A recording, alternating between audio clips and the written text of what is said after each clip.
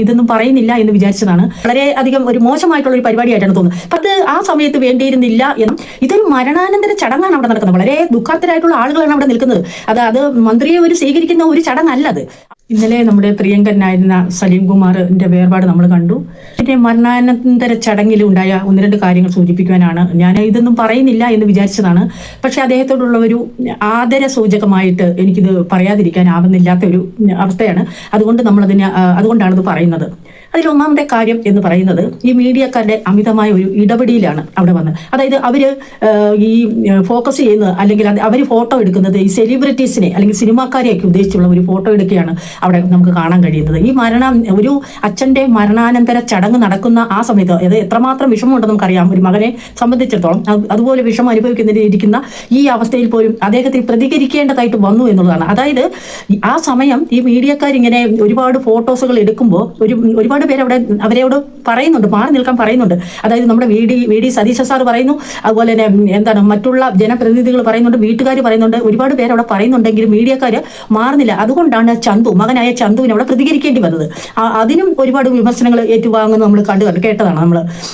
അതാണ് ഒന്നാമത്തെ കാര്യം. മീഡിയക്കാരുടെ അമിതമായ ഒരു ഉപയോഗം അവിടെ അനവസരത്തിലും അത് പ്രയോഗിക്കുന്നു എന്നുള്ളതാണ് ഒന്നാമത്തെ കാര്യം. പിന്നെ രണ്ടാമത്തെ കാര്യം എനിക്ക് പറയാൻ തോന്നുന്നത് നമ്മുടെ മമ്മൂക്ക, നമുക്ക് എല്ലാവർക്കും ഏറെ പ്രിയങ്കരനാണ് നമ്മുടെ മമ്മൂക്ക, എല്ലാവർക്കും ഇഷ്ടമാണ് അല്ലെ. പക്ഷെ ഇന്നലെ സലീം കുമാറിന്റെ ആ മരണ ചടങ്ങ് നടക്കുമ്പോൾ ആ സമയത്ത് മമ്മൂക്ക വീഡിയോ കോൾ വിളിക്കുന്ന ഒരു രംഗം നമ്മൾ കണ്ടു. അത് ആ സമയത്ത് വേണ്ടിയിരുന്നില്ല എന്നുള്ള ഒരു അഭിപ്രായമാണ് എനിക്ക് പേഴ്സണലി പറയാനുള്ളത്. അതായത് നമുക്കറിയാം മമ്മൂക്കയും സലീം കുമാറും ഏറെ സുഹൃത്തുക്കളാണ്, അവര് സഹപ്രവർത്തകരാണ്. അതിലേറെ ഒരു മകന്റെ സ്ഥാനത്ത് ചന്തു എന്ന് പറയുമ്പോൾ ഒരു സലീം കുമാർ ആണെങ്കിൽ സുഹൃത്താണ്, അതിന്റെ മകനായ ചന്തു എന്ന് പറയുമ്പം മമ്മൂക്കയുടെ മകനെ പോലെ തന്നെ മമ്മൂക്ക സ്നേഹിക്കുന്ന ഒരാളാണെന്ന് നമുക്കറിയാം. പക്ഷെങ്കിൽ മമ്മൂക്ക ആ സമയത്ത് വീഡിയോ കോൾ വിളിച്ച് രമേശ് പിഷാരടിയെ കൊടുക്കും. രമേശ് പിഷാരടിയുടെ കയ്യിലിരിക്കുന്ന ഫോണിലേക്ക് വീഡിയോ കോൾ വിളിക്കുന്നു. അത് ചന്തുവിന്റെ കയ്യിലേക്ക് കൈമാറുന്നു രമേശ് പിഷാരടി. ചന്തു അപ്പോൾ ഈ മരണാനന്തര ചടങ്ങിൽ അദ്ദേഹത്തിന് അറിയിക്കാനുള്ള വാക്കുകളാണ് അദ്ദേഹം പറഞ്ഞത്. അപ്പോൾ അത് നമുക്കറിയാം, ഒരു മകനെ പോലെ കണ്ടുകൊണ്ടാണ് മകനെ ആശ്വസിപ്പിക്കാനായിട്ട് ശ്രമിച്ചത് മമ്മൂക്ക. പക്ഷെ അത് ആ സമയത്ത് വേണ്ടിയിരുന്നില്ല എന്നുള്ള ഒരു അഭിപ്രായം എനിക്ക് തോന്നി. ഇതുപോലെയുള്ള അദ്ദേഹത്തിന് പിന്നീട് വിളിച്ചറിയിക്കാമായിരുന്നു. പക്ഷെ ആ സമയത്ത് അത്രയും വിഷമം അനുഭവിച്ചിരിക്കുന്ന ആ സമയത്ത്, അല്ലെങ്കിൽ അതുപോലെ തിരക്ക് പിടിച്ചിരിക്കുന്ന ആ ചടങ്ങ് നടക്കുന്ന സമയത്തിലേക്ക് ഈ മമ്മൂക്കയ്ക്ക് അത് ഒഴിവാക്കാമായിരുന്നു എന്നുള്ള ഒരു അഭിപ്രായം എനിക്ക് പേഴ്സണലി പറയുവാനുണ്ട്.